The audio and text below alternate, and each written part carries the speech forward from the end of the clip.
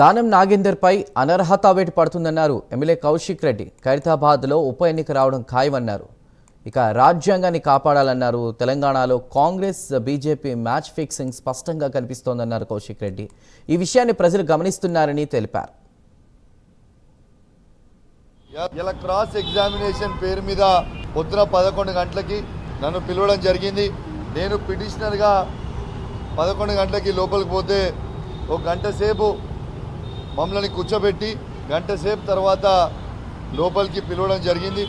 ఇలా వారి అడ్వకేట్ దానం నాగేందర్ గారి అడ్వకేట్ నన్ను దాదాపు 5-6 గంటల పాటు క్రాస్ ఎగ్జామినేషన్ చేయడం జరిగింది. ఇలా వారు ఒక్కటే అడుగుతూ ఉన్నారు, మీరు పిటిషన్ ఇచ్చిర్రు కానీ వారి కప్పుకున్న కండువ మీద హ్యాండ్ సింబల్ లేదు కదా, మరి కాంగ్రెస్ పార్టీ కండువ కాదు కదా అని అంటూ ఉన్నారు. నేను క్లియర్గా చెప్పిన కాంగ్రెస్ పార్టీ కండువ అంటేనే ట్రై కలర్ కండువ.